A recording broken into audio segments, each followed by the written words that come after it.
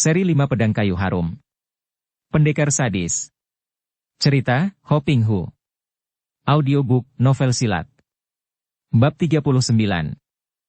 Sementara itu, Tianxin yang sudah berhasil menangkap tongkat Hek Bin Mokai itu lalu melangkah maju dengan cepat sekali, tangan kanan menangkap tongkat, tangan kiri menyambar ke depan untuk mencengkeram dada lawan yang dibencinya ini.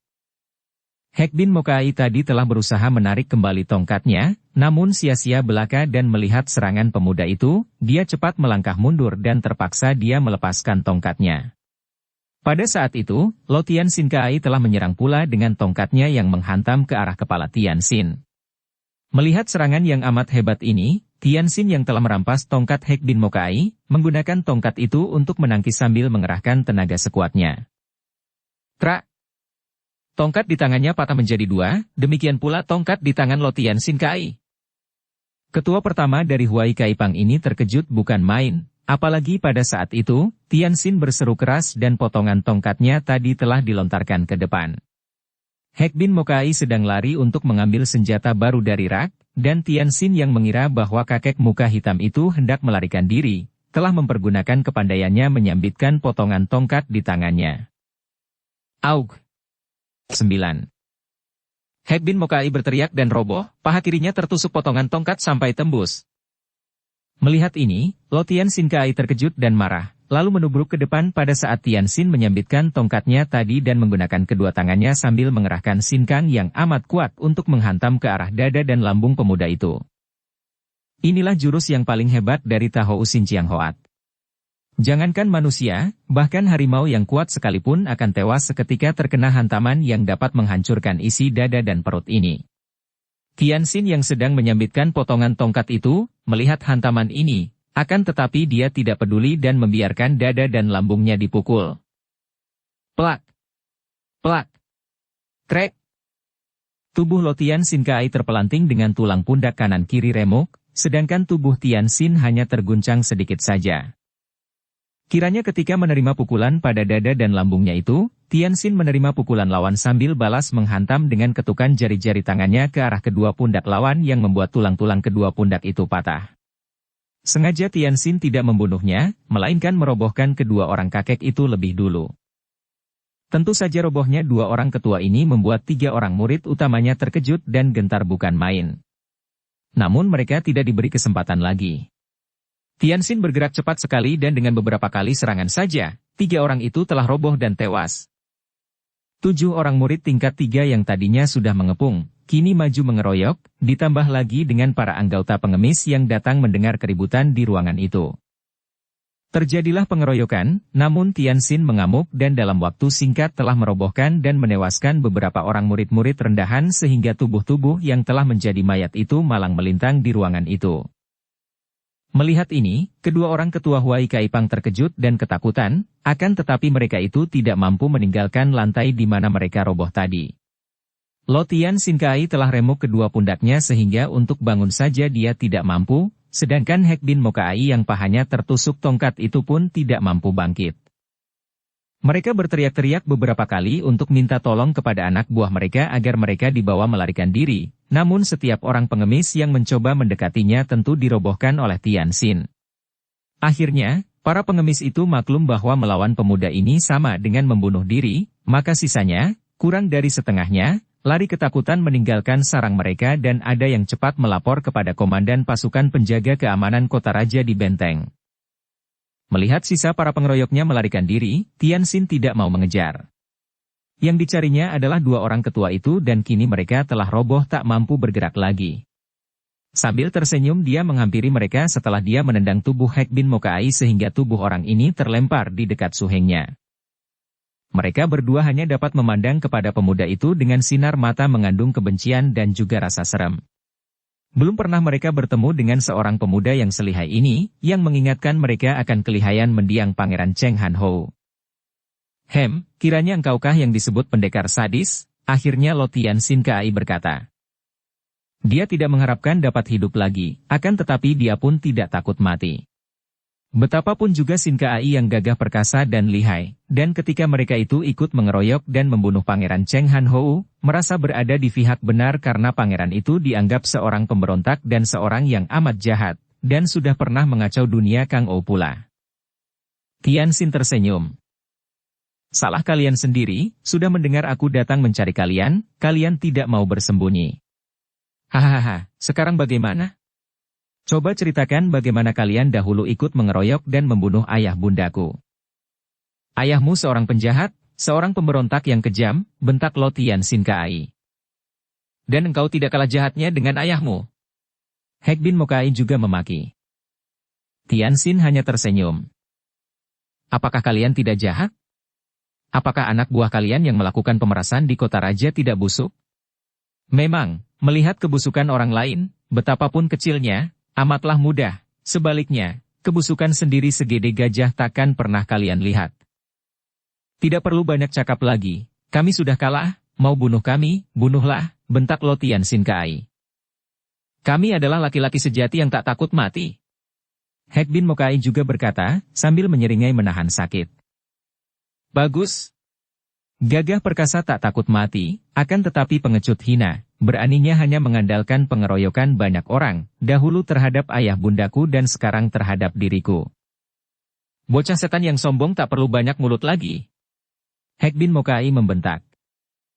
Tian Xin tersenyum lebar dan tangannya bergerak ke bawah, 2 kali jari tangannya menotok ke arah dada dan leher Hek Bin Mokai. Dan kembali dia bergerak melakukan penotokan yang sama terhadap tubuh Lo Tian Xin Kai. Mula-mula kedua orang kakek itu tidak merasakan sesuatu, hanya ada hawa dingin menyelinap ke dalam bagian tubuh yang tertotok jari tangan pemuda itu.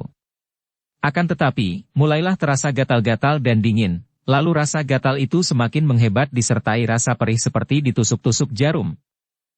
Kedua orang kakek itu berusaha mempertahankan diri, akan tetapi rasa nyeri yang tidak begitu hebat namun makin lama makin terasa itu mulai menggerogoti perasaan mereka. Rasa gatal sukar dapat dipertahankan orang, apalagi rasa perih yang sedikit demi sedikit menusuk-nusuk perasaan itu.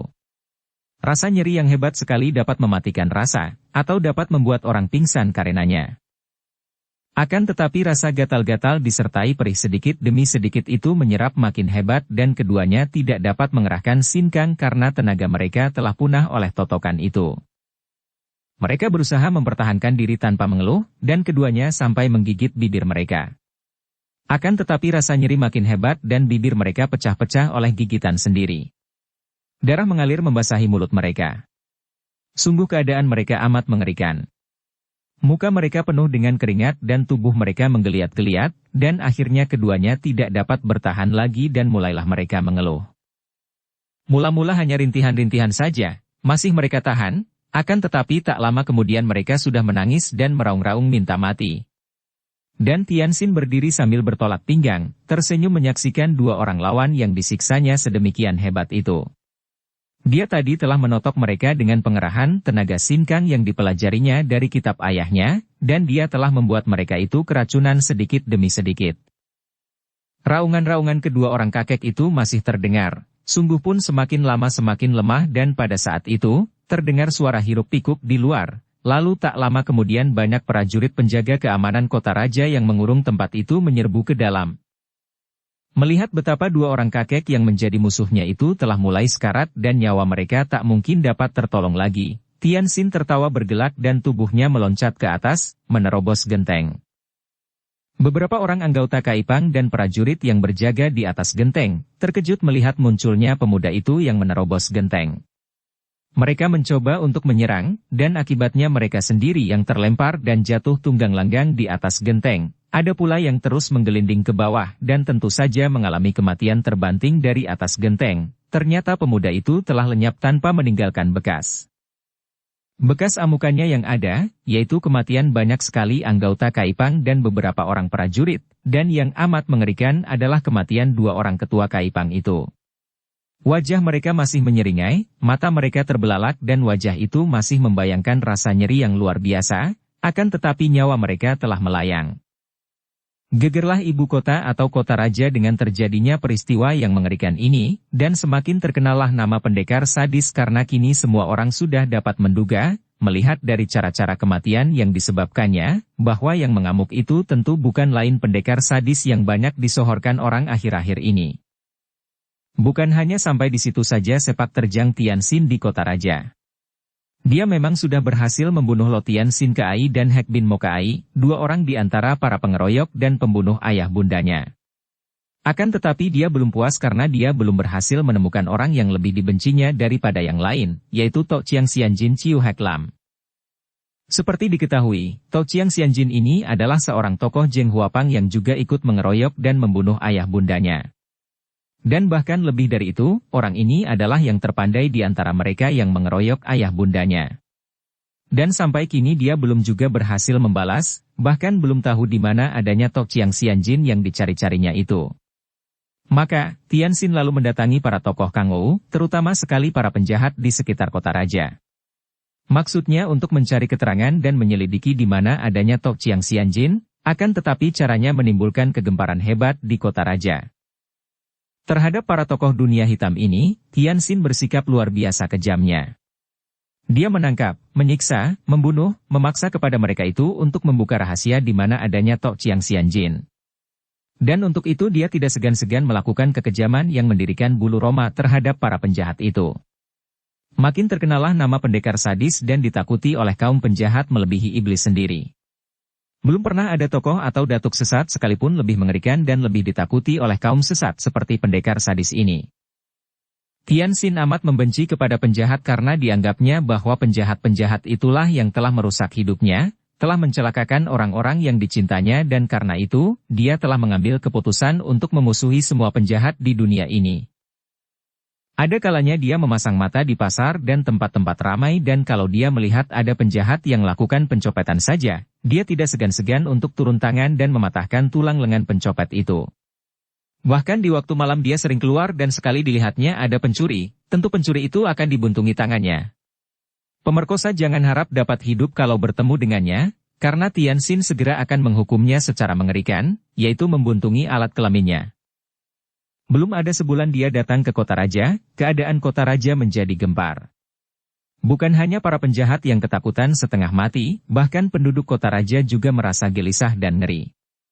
Siapapun adanya dia, setiap orang sudah tentu tidak akan luput daripada kesalahan, dan dia tentu merasa ngeri untuk dilihat dan dihukum oleh seorang seperti pendekar sadis ini. Pada suatu senja, Tianxin kembali ke dalam kuil tua di mana dia menyembunyikan diri karena dia tahu bahwa pasukan kota raja selalu mencarinya. Sudah beberapa kali dia bertemu dengan penyelidik-penyelidik dari kota raja itu, akan tetapi selalu dia dapat membuat mereka tidak berdaya. Untuk dapat beristirahat dengan tanpa banyak gangguan, dia lalu mencari penginapan di luar kota raja dan akhirnya dia menemukan sebuah kuil tua yang dikabarkan orang sebagai kuil tua kosong yang banyak hantunya. Sungguh kebetulan, pikirnya. Kalau kuil itu berhantu, tentu tidak ada orang yang akan berani mendekatinya.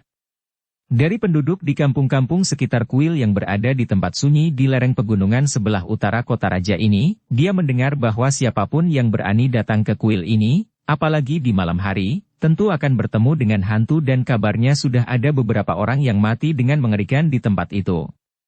Mati menggantung diri, atau digantung hantu, tak ada yang dapat tahu dengan pasti. Pendeknya, di sebelah belakang kuil itu terdapat sebuah tengkorak manusia yang masih tergantung di batang pohon. Hanya tinggal kepala dan leher saja yang tergantung, sedangkan tulang-tulang bagian lainnya telah runtuh dan bertumpuk di bawah pohon itu tanpa ada yang berani mengganggunya. Kepercayaan akan tahyul membuat orang yang memiliki kepandaian tinggi sekalipun menjadi penakut. Orang yang lihai boleh jadi tidak takut menghadapi pengeroyokan banyak lawan tangguh dan bahkan tidak gentar menghadapi kematian. Akan tetapi, karena kepercayaan tahyul yang telah berakar di dalam hati mereka, ditanamkan sejak kecil, membuat mereka atau orang yang tinggi ilmu silatnya sekalipun dapat lari tunggang langgang. Mereka itu merasa serem. Akan tetapi Tianxin sama sekali tidak merasa takut. Dia telah sering menghadapi hal-hal menyeramkan, yaitu ketika dia bertapa di dalam gua dan mempelajari ilmu sihir dari kakek pertapa di pegunungan Himalaya. Kalau memang ada hantunya, biarlah aku berkenalan dengan hantu itu, pikirnya. Siapa tahu dia akan dapat mempelajari ilmu yang lebih hebat lagi dari hantu itu. Maka, beberapa malam yang lalu, ketika dia untuk pertama kali mendatangi tempat itu, dia melakukan pengintaian. Tidak ada apa-apa di situ, sunyi saja. Akan tetapi ketika dia sedang duduk beristirahat di dalam kuil itu, tiba-tiba dia mendengar suara melengking yang aneh. Seketika bulu tengkuknya meremang, akan tetapi dia melawannya dan dengan mengusap tengkuknya, rasa meremang pun lenyaplah. Dia lalu berindap-indap menuju ke arah suara yang datangnya dari belakang kuil di mana terdapat pohon yang ada tengkoraknya tergantung itu. Dia melangkah maju menghampiri karena malam itu gelap, cuaca hanya diterangi oleh sinar bulan yang sepotong. Ketika dia sudah dekat untuk dapat melihat tengkorak itu, dia mendapat kenyataan bahwa suara itu memang datang dari arah tengkorak itu dan kembali bulu tengkuknya meremang ketika dia melihat tengkorak itu bergoyang-goyang. Padahal pada saat itu tidak ada angin sama sekali. Kalau bukan Tianxin yang menghadapi penglihatan dan pendengaran seperti itu, agaknya tentu sudah melarikan diri karena sepandai-pandainya manusia, kalau harus menghadapi sesuatu yang tidak dimengertinya dan yang berada di luar kemampuannya sebagai manusia. Apalagi setelah segala yang didengarnya sejak kecil tentang ketahayulan yang menyeramkan, tentu dia sudah ketakutan. Akan tetapi, biarpun bulu tengkuknya terasa dingin, kepalanya terasa berat dan seperti membengkak besar, Tianxin kembali mengusap tengkuknya dan dia malah maju menghampiri. Agaknya, hantu itu menjadi penasaran melihat pemuda ini tidak ketakutan seperti orang-orang lain yang pernah melihat dan mendengarnya, maka suara melengking itu menjadi semakin nyaring menyeramkan, dan tengkorak yang bergantungan pada pohon itu juga bergoyang-goyang lebih keras lagi, seolah-olah hendak terbang dan menubruknya. Tianxin tidak berhenti dan terus menghampiri, dan pada saat itu, terdengar teriakan para menyeramkan dari atas pohon dan dari atas itu melayanglah sesosok tubuh tinggi besar hitam seolah-olah bayangan itu hendak menyerbu Tianxin. Pemuda ini menghentikan langkahnya dan siap sedia menyambut terkaman bayangan tubuh tinggi besar yang tidak kelihatan jelas dalam keremangan cuaca itu, akan tetapi, tubuh itu berhenti di tengah udara dan tergantung-gantung. Kiranya bayangan tubuh manusia yang bergantung diri atau digantung orang? Tianxin meloncat dan tangannya menyambar, maksudnya untuk menolong orang yang tergantung itu dan sekali tangannya bergerak, tali yang menggantung orang itu putus dan dia pun sudah memondong tubuh itu ke bawah. Akan tetapi ternyata tubuh itu hanyalah sepotong kayu besar yang diberi pakaian. Mengertilah dia bahwa ada yang mempermainkannya dan kalau ada yang main hantu-hantuan maka tentu yang main-main itu adalah manusia. Karena suara itu datang dari atas pohon, maka Tianxin lalu meloncat lagi, kini menerjang ke tengah daun-daun pohon yang rindang itu. Ada pedang menyambutnya, akan tetapi dengan gerakan tangannya, Tianxin dapat membuat pedang itu terpukul ke samping dan orang yang memegang pedang itu tidak kuat menyambut terjangan Tianxin. Sambil mengeluarkan teriakan orang itu terjatuh dari atas pohon. Suara berdebu keras membuktikan bahwa orang itu tidak mempunyai ilmu ginkang yang baik dan tubuhnya telah terbanting keras ke atas tanah. Tianxin mengikutinya dan melompat turun, lalu menghampiri tubuh yang menggereng kesakitan itu. Kiranya dia seorang laki-laki setengah tua yang mengerang kesakitan dan napasnya empas-empis karena tadi dia telah terkena pukulan tangan sakti Tianxin yang mengenai dadanya ditambah lagi dia terbanting roboh ke atas tanah yang mematahkan beberapa tulang iganya. Mengapa kau menakut-nakuti orang? Tianxin membentak. Orang itu sukar sekali menjawab karena dia menderita sakit bukan main dan napasnya tinggal satu-satu. Agar tempat ini menjadi tempatku tanpa diganggu orang dan orang-orang yang ketakutan meninggalkan barang-barangnya. Orang itu tidak dapat bicara terus karena kepalanya terkulai dan tewas. Pukulan Tianxin tadi memang hebat sekali, dilakukan karena menduga bahwa ada lawan tangguh bersembunyi di dalam pohon. Tianxin menarik napas panjang dan sejenak dia berdiri termenung. Orang ini mati karena kesalahan sendiri, dan pula, memang orang itu bukan orang baik-baik, agaknya menakut-nakuti orang selain untuk membuat orang takut datang ke tempat itu, juga agaknya untuk memperoleh barang-barang orang yang lari ketakutan. Betapapun juga, orang ini telah berjasa baginya, telah memberikan sebuah tempat persembunyian yang baik sekali. Maka malam itu juga Tianxin menggali lubang dan mengubur jenazahnya. Rasa takut memang selalu mempengaruhi kehidupan manusia. Hampir seluruh manusia di dunia ini hidup dalam cengkeraman rasa takut yang dapat juga dinamakan kekhawatiran, kegelisahan, dan sebagainya. Pendeknya, rasa takut akan sesuatu. Tentu saja perasaan ini mempengaruhi kehidupannya, karena setiap tindakan yang didasari oleh rasa takut tentu merupakan suatu tindakan yang tidak wajar dan palsu. Dapatkah kita hidup bebas dari rasa takut? Apakah sesungguhnya perasaan takut akan sesuatu ini? Kalau kita mau mengamatinya dengan waspada, maka kita akan dapat melihatnya bahwa rasa takut timbul dari permainan pikiran kita sendiri yang membayangkan sesuatu yang tidak ada, sesuatu yang belum tiba, sesuatu yang dibayangkan akan ada dan akan menyusahkan diri kita. Kalau tidak ada pikiran yang membayang-bayangkan keadaan yang belum ada ini, maka rasa takut pun tidak akan ada. Orang yang takut akan penyakit menular yang sedang mengamuk tentu belum terkena penyakit itu, orang yang takut akan kehilangan pekerjaan tentu belum kehilangan pekerjaan, orang yang takut akan kematian tentu belum mati. Demikian pula, orang yang takut akan setan tentu belum bertemu dengan yang ditakutinya itu. Maka dari itu, apabila menghadapi setiap persoalan, setiap peristiwa, kita membuka mata dengan waspada tanpa membayangkan hal-hal yang belum terjadi, tindakan kita tentu akan lebih tepat. Seperti halnya Tianxin, ketika menghadapi segala penglihatan dan pendengaran itu, dia tidak membayangkan hal-hal yang mengerikan, melainkan dengan waspada dia mengamati, maka dia terbebas dari rasa takut dan dapat menanggulangi keadaan yang bagaimanapun juga. Ada yang mengatakan bahwa kita takut setan karena kita tidak mengertinya, karena kita tidak mengenalnya. Benarkah itu? Kalau kita mau menyelidiki, maka rasa takut akan setan itu sama sekali bukan timbul karena kita tidak mengenalnya. Orang yang tidak pernah mengenal setan, yang tidak pernah mendengar cerita tentang setan, anak-anak yang belum pernah mendengar sama sekali tentang setan, tidak mungkin akan takut. Sebaliknya, yang kita takuti adalah karena kita sudah tahu tentang setan, sudah mendengar tentang setan, bahwa setan itu menakutkan, mengerikan, menyeramkan dan sebagainya. Maka, takutlah kita. Karena pikiran kita membayangkan hal-hal yang menakutkan itu. Sederhana sekali, bukan? Maka sekali lagi, dapatkah kita hidup bebas dari rasa takut? Senja itu Tianxin kembali ke tempat persembunyiannya yang sunyi itu. Seperti biasa kalau dia hendak beristirahat di tempat ini, dia tidak langsung memasuki kuil. Dia tahu bahwa pada waktu itu, dia telah menanam banyak sekali bibit permusuhan dan pasti banyak orang pandai yang akan mencarinya dan mencelakainya. Oleh karena itu, dia selalu hati-hati dan ketika dia tiba di tempat sunyi itu, dia pun tidak langsung memasuki kuil tua. Dia mengambil jalan memutar, lebih dulu mengelilingi kuil itu untuk melihat kalau ada orang bersembunyi. Ketika dia mulai memutari kuil, tiba-tiba dia mendengar suara isak tangis perlahan yang datangnya dari arah belakang kuil di mana terdapat pohon besar yang menakutkan itu. Apakah ada orang gila lain lagi yang hendak menakut-nakutinya, pikirnya.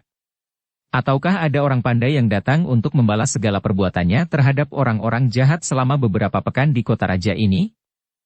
Dengan hati-hati Tianxin lalu pergi ke belakang kuil, dan dia pun terheran-heran melihat ada sesosok tubuh wanita berlutut di bawah pohon besar itu, tak jauh dari tengkorak yang masih tergantung, dan menangis terisak-isak.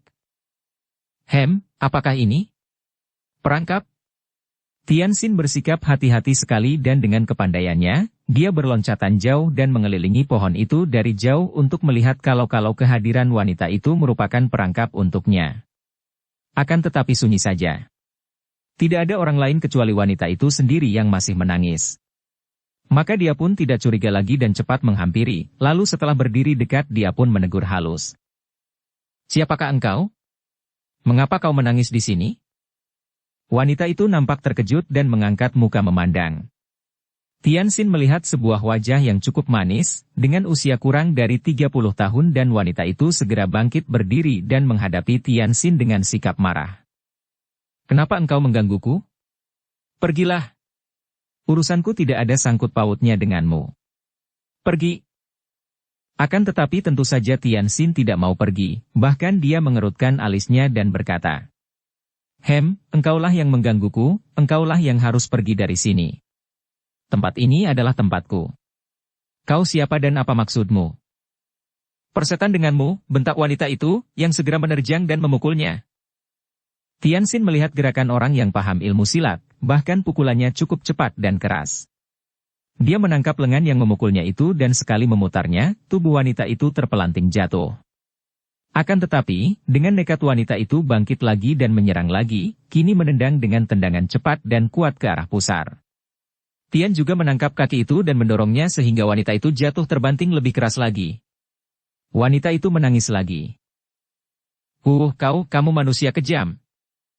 Dan ia pun menghampiri pohon di mana sudah terpasang selendangnya. Sehelai selendang yang diikatkan ujungnya di cabang, dekat tempat tengkorak bergantung, kemudian wanita itu meloncat, memegang selendang yang tergantung itu dan memasang ujungnya pada lehernya, kemudian melepaskan kedua tangannya sehingga lehernya tergantung.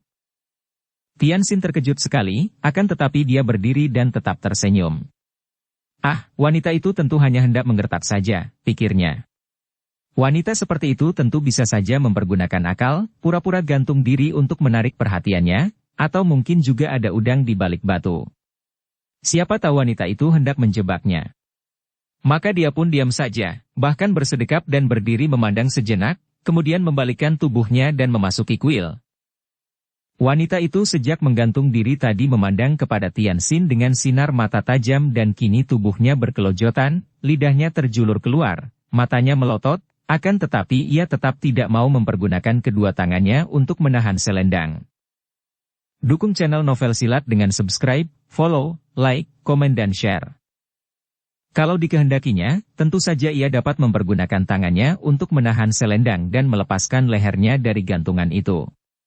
Akan tetapi agaknya keputusannya sudah bulat dan ia memilih mati di tempat gantungan itu, berdekatan dengan tengkorak orang yang dahulu telah menggantung diri sampai mati di situ dan yang arwahnya kabarnya menjadi setan di tempat itu. Setelah tubuh itu tidak berkelojotan lagi, barulah Tianxin berloncatan keluar dari kuil menuju ke pohon itu. Dengan mudah saja dia menurunkan wanita itu dari tempat gantungan, memodongnya memasuki kuil di mana telah dinyalakan sebatang lilin. Dia biasa tidur di lantai yang ditilami jerami kering dan selimut. Direbahkannya tubuh itu ke atas selimut dan dia memeriksanya. Memang wanita itu telah pingsan. Cepat dia mengurut leher itu, menotok beberapa jalan darah dan memaksa bibir itu terbuka dan dituanginya beberapa teguk air dari guci airnya. Tak lama kemudian wanita itu membuka mata, mengeluh dan nampak bingung. Sudah matikah? Akan tetapi ia melihat wajah Tianxin dan cepat ia memukul sambil meloncat bangun. Tianxin menangkap tangan itu. Tenanglah. Aku menyelamatkanmu dari kematian dan engkau malah hendak memukulku? Kenapa kau menurunkan aku? Kenapa tidak membiarkan aku mati? Ah, aku ingin mati saja. Aku ingin mati, Dan wanita itu pun menangis lagi, mengguguk. Tianxin merasa kasihan. Tadinya dia merasa curiga, akan tetapi setelah melihat betapa wanita itu sungguh-sungguh hendak membunuh diri, dia merasa kasihan dan timbul keinginannya untuk menolong wanita yang merasa berduka dan lebih baik memilih mati itu. Katakanlah kepadaku, mengapa engkau ingin mati? Kalau ada rasa penasaran, beritahukan padaku dan aku akan menolongmu. Wanita itu menghentikan tangisnya dan memandang kepada wajah Tianxin, lalu menangis lagi. Tak mungkin. Isaknya. Biarpun engkau dapat mengalahkan aku, akan tetapi seorang pemuda pelajar macam engkau ini mana mungkin dapat menandingi Toan Ongya. Dia pun menangis lagi. Diam-diam Tianxin tertarik. Dia sudah pernah mendengar nama ini. Toan Ongya adalah seorang pangeran tua yang kabarnya tidak aktif lagi dalam pemerintahan, akan tetapi orang itu terkenal sebagai seorang pangeran yang kaya raya, memiliki ilmu silat cukup tinggi, dan terutama sekali, amat dermawan dan dikenal baik oleh para tokoh persilatan. Pangeran tua yang dikabarkan kaya raya dan gagah itu bagaimana kini dapat membuat seorang wanita muda yang manis ini menderita dan ingin membunuh diri? Ceritakanlah, jangankan Toan Ongya, biarpun Raja Neraka sekali, kalau kuanggap cukup memenuhi syarat untuk dibasmi, akan kubunuh dia, katanya dengan nada suara yang serius dan halus, namun mengandung ancaman yang mendirikan bulu roma. Wanita itu masih menangis, membuat Tianxin menjadi jengkel juga. Ceritakanlah dan aku akan membantumu. Kalau engkau tidak mau, pergi dari sini dan kalau kau mau bunuh diri, silakan, akan tetapi jangan di tempatku sini. Wanita itu menghentikan tangisnya, kemudian menjatuhkan diri berlutut di depan Tianxin. Benarkah Tayyab Sudi menolongku, membalaskan dendam sakit hatiku yang sedalam lautan? Ceritakanlah apa yang terjadi. Potong Tianxin. Pangeran terkutuk itu telah membunuh ayahku, suamiku, lalu memperkosaku dan memaksaku menjadi selirnya. Aku tak tahan lagi dan hendak membunuhnya untuk membalas kematian ayahku dan suamiku, akan tetapi dia terlalu kuat bagiku dan aku malah dihinanya, sampai aku melarikan diri dan pergi ke tempat yang terkenal ada hantunya ini untuk membunuh diri. Tianxin mengerutkan alisnya. Tentu saja dia tidak mau menelan dan menerima saja cerita sepihak macam ini. Mengapa ayahmu dan suamimu dibunuh oleh pangeran itu? Wanita itu lalu bercerita yang kadang-kadang diselingi isak. Ia bernama Lau Qimlan, sudah beberapa tahun lamanya menjadi istri dari seorang pemburu Shiga yang pekerjaannya memburu binatang buas berdua dengan ayahnya. Mereka berburu di hutan-hutan sebelah utara kota raja dan mereka telah mendapatkan seorang langganan yang baik, yaitu keluarga Pangeran Toan itulah. Pada suatu hari, ketika Qimlan membawa kulit binatang hutan untuk dikirimkan ke rumah Toan Ongya, kebetulan sekali pangeran tua itu sendiri yang menerimanya dan agaknya pangeran yang terkenal kaya raya dan dermawan akan tetapi juga terkenal suka bermain-main dengan wanita-wanita cantik itu agaknya tertarik kepada Qimlan yang manis. Qimlan dibujuk dan diancam, bahkan sang pangeran itu mempergunakan kekerasan untuk menahannya di dalam istananya dan akhirnya Qimlan tak dapat melawan dan terpaksa harus menyerahkan diri kepada pangeran tua yang juga adalah seorang ahli silat tinggi yang amat lihai itu.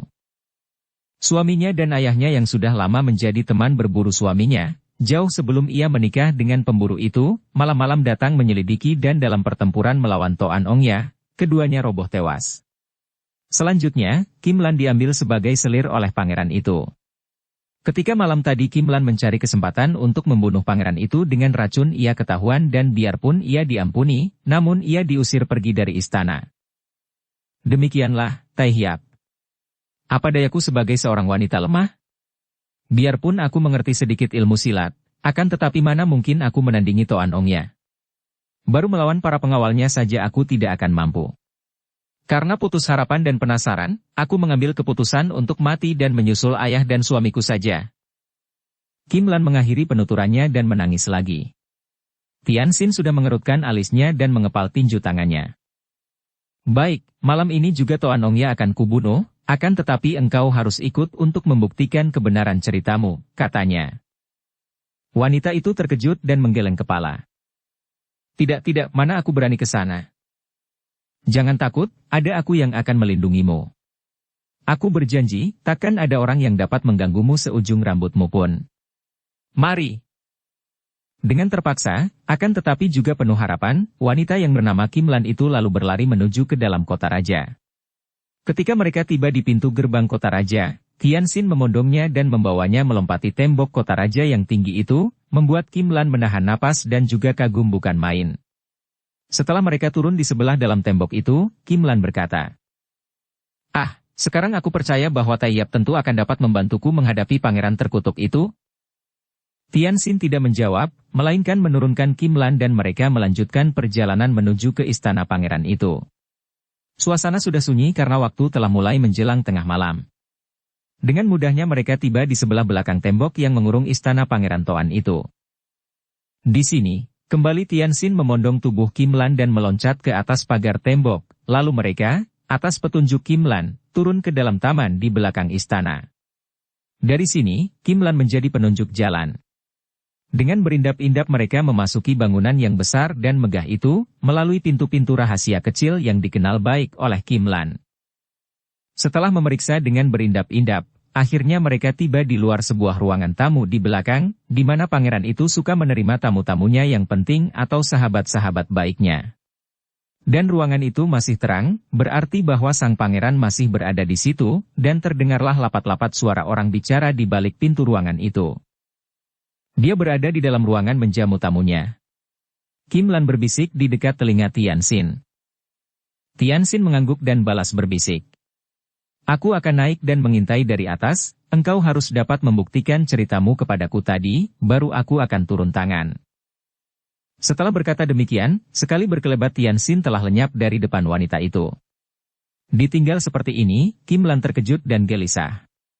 Akan tetapi ia percaya bahwa pemuda itu pasti mengintai dari atas dan ia harus dapat meyakinkan hati pemuda itu akan kebenaran ceritanya tadi, dan kalau pemuda itu turun tangan, ia yakin bahwa musuh besarnya pasti akan dapat terbunuh dan dendamnya akan terbalas secara memuaskan sekali.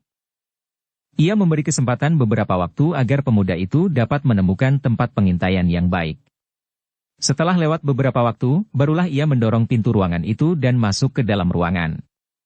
Perbuatannya ini mengejutkan 3 orang laki-laki yang sedang duduk menghadapi meja dan bercakap-cakap di dalam ruangan itu.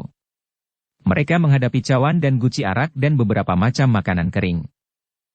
Tadinya pangeran tua itu mengira bahwa ada pelayan lancang yang memasuki ruangan, akan tetapi ketika dia melihat siapa yang masuk, alisnya berkerut dan dia bangkit berdiri dengan muka merah karena marah. Perempuan rendah budi. Engkau berani datang lagi ke sini, bentaknya. Dari atas atap yang sudah dia lubangi, Tianxin mengintai. Dia melihat bahwa yang berdiri dan membentak itu adalah seorang laki-laki yang usianya sudah 50 tahun lebih, bertubuh tinggi dan masih gagah, nampak berwibawa namun sikapnya halus sebagai tanda bahwa kakek ini adalah seorang terpelajar tinggi. Mudah baginya untuk menduga bahwa orang inilah yang dimaksudkan oleh Kim Lan, yaitu Toan Ongya, pangeran Toan yang terkenal itu. Dari teguran itu maklumlah dia bahwa memang benar pangeran itu mengenal baik kepada Kim Lan. Dia melihat Kim Lan menjatuhkan diri berlutut. Ongya, saya tidak percaya Paduka begini kejam.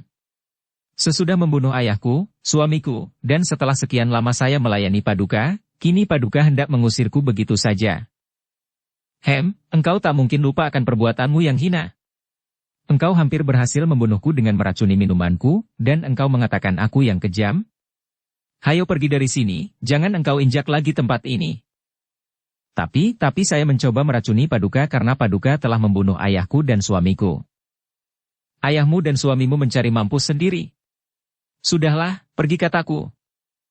Dari atas, Tianxin mendengar ini semua dan percayalah dia akan kebenaran cerita Kim Lan.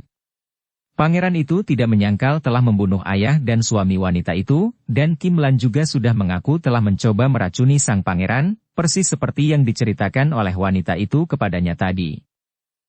Marahlah Tianxin. Membunuh ayah dan suami orang, memperkosa istri orang, dan hal ini dia tidak sangsi lagi melihat bahwa Kim Lan begitu berbakti dan mencinta suaminya sehingga mau meracuni pangeran itu, dan sekarang hendak mengusir wanita itu begitu saja. Jelas bahwa pangeran itu bukan seorang baik-baik.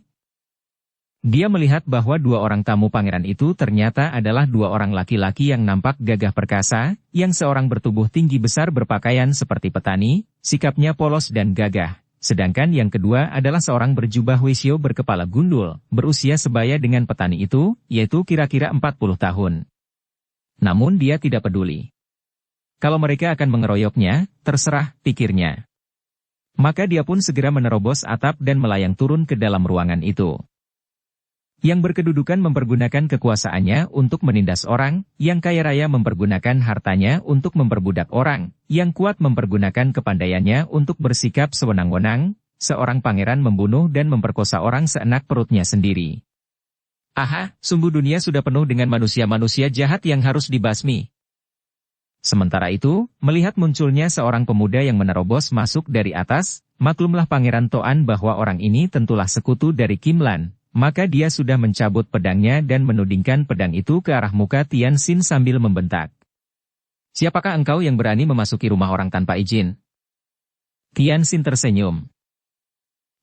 Biarpun engkau seorang pangeran yang kaya raya, apa kau kira boleh membunuh orang tanpa izin?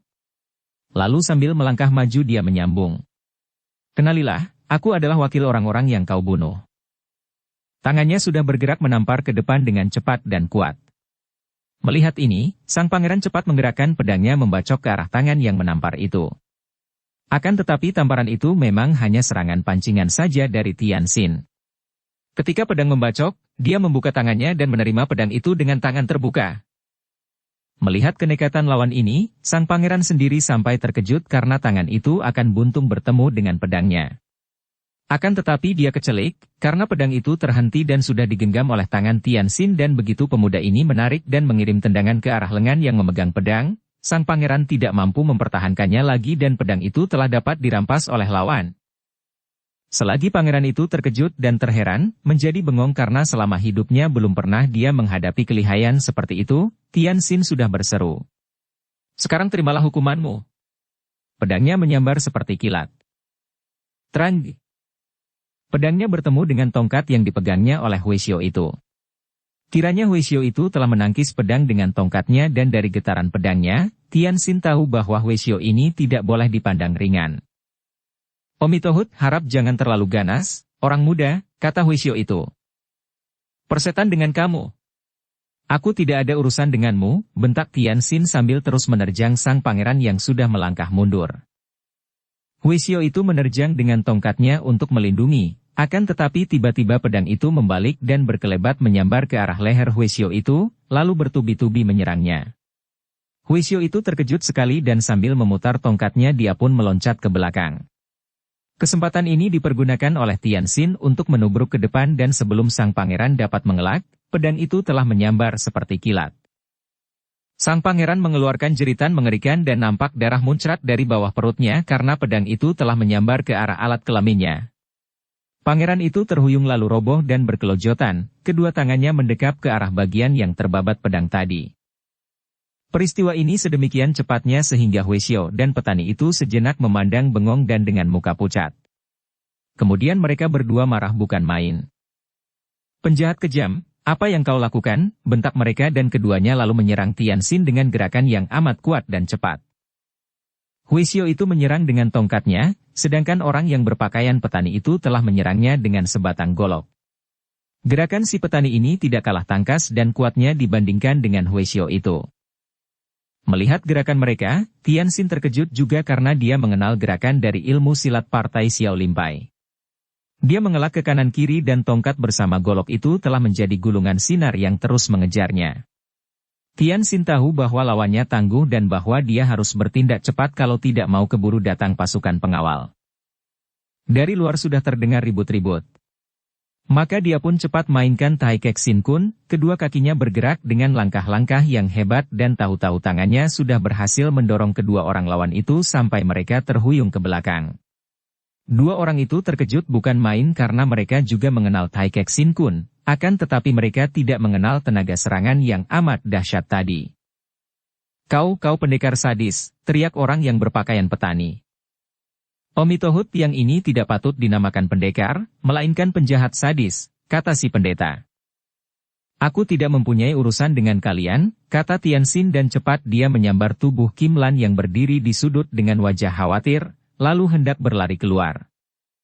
Penjahat kejam jangan lari, bentak si petani dan dia pun sudah meloncat dengan cepatnya menerjang Tianxin sambil menggerakkan goloknya. Plak! Terang! Golok itu terlempar dan si petani itu jatuh terpelanting ketika Tianxin menyambutnya dengan pukulan Pek Inciang. Melihat pukulan yang mengeluarkan uap putih itu si Huishio yang tadinya juga mengejar, terkejut dan cepat dia menolong temannya yang roboh pingsan, memeriksanya dan baru merasa lega ketika melihat bahwa temannya itu tidak tewas, melainkan terguncang hebat oleh pukulan itu sehingga menjadi pingsan. Bersambung ke bab 40. Dukung kami dengan subscribe, follow, like, komen dan share. Terima kasih.